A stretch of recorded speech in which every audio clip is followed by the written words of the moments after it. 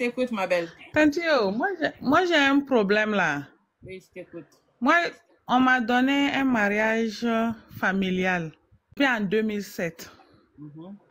Donc, j'ai fait le mariage, premier mariage, j'ai fait on est ensemble. Le monsieur, il cause pas, il parle pas. Tu vois, non? Quand j'ai fait premier enfant, je suis partie dire à ses parents, il dit, ah, le monsieur là, il est joli, mais c'est moi qui l'aime pas. Parce qu'il cause pas, il parle pas. Parce que le début, moi, j'avais dit que je l'aimais pas.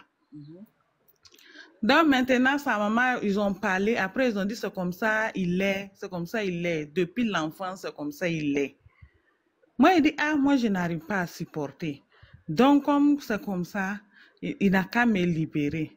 Donc, sa maman dit non, pas question. Si j'ai fait des enfants, je vais supporter.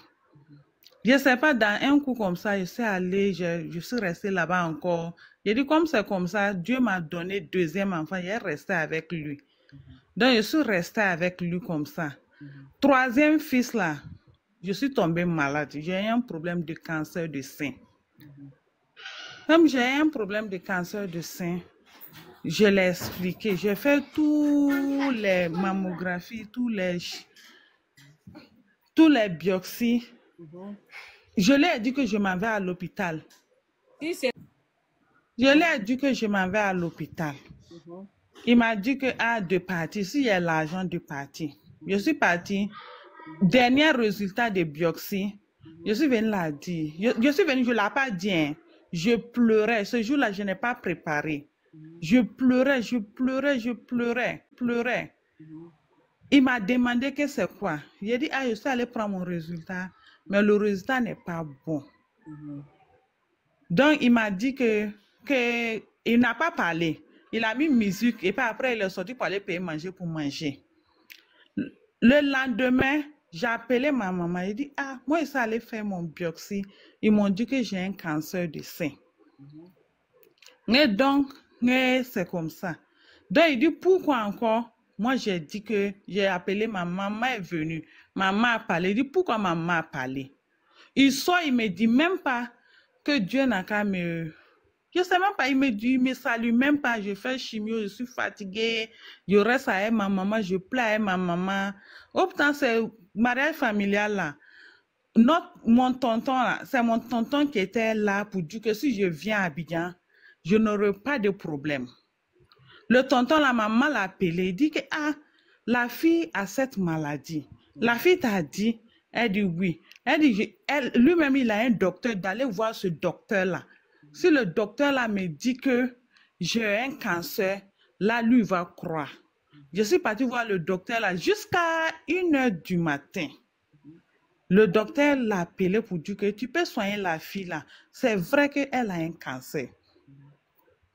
Maintenant, il me dit qu'il est venu le lendemain pour me faire asseoir. Il dit que c'est vrai, que son ami docteur dit que c'est vrai que j'ai cette maladie-là. Mais lui, il ne peut pas m'aider à me soigner. Que si c'était lui-même son enfant, il pouvait m'aider. Donc, moi, de dire à mes parents de me soigner. C'est ton mari qui a dit ça? Depuis Non, son oncle.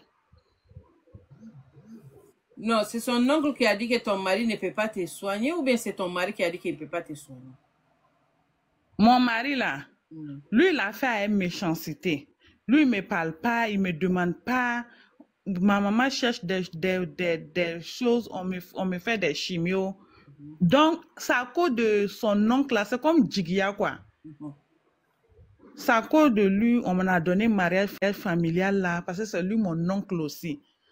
C'est l'oncle de mon mari aussi. C'est lui qui est venu dire ça. Donc maintenant, le sein là, je n'ai pas fini le traitement. Ils m'ont dit de faire des chimiothérapies. On est dans ça. Moi, je viens me soigner. Il dit que si je viens me soigner, de rester là-bas. Puisqu'il n'y a pas causerie, il n'y a rien. Tout est devenu bizarre. Moi-même, je ne me sens pas bien. Je suis malade. À chaque fois, j'ai un peu. À chaque fois, j'ai un peu. C'est quoi la question? Donc, C'est quoi la... Non, moi, je vais savoir. Moi, je veux savoir le monsieur là.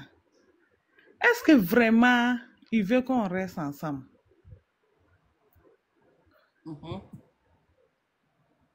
C'est ça que je veux savoir.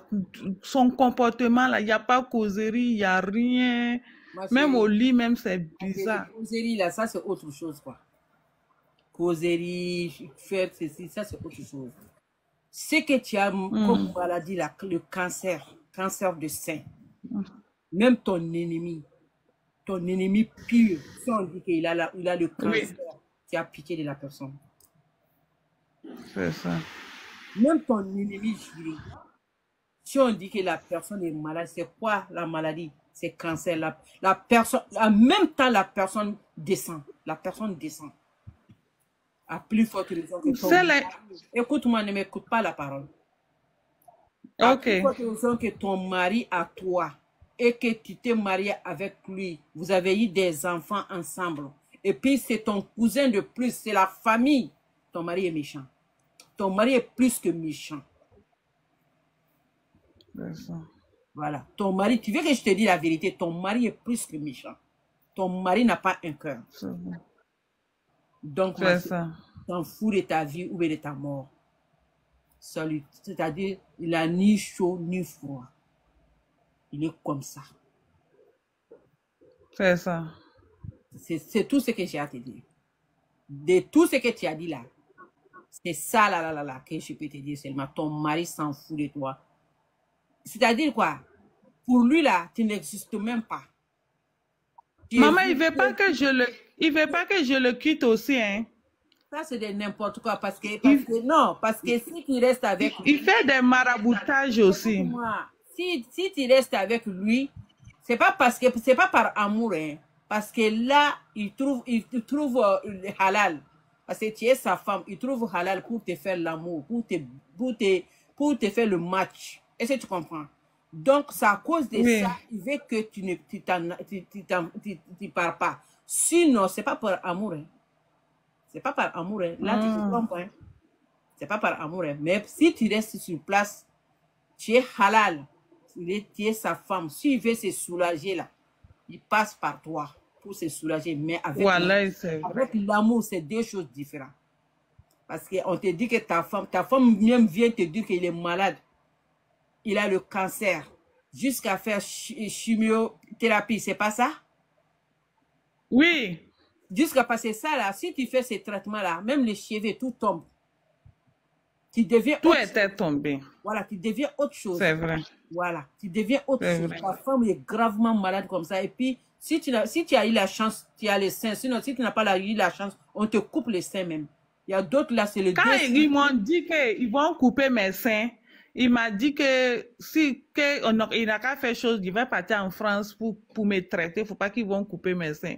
Il dit même en France, si Dieu a dit que mes seins vont couper, ils vont couper. Ton mari est méchant.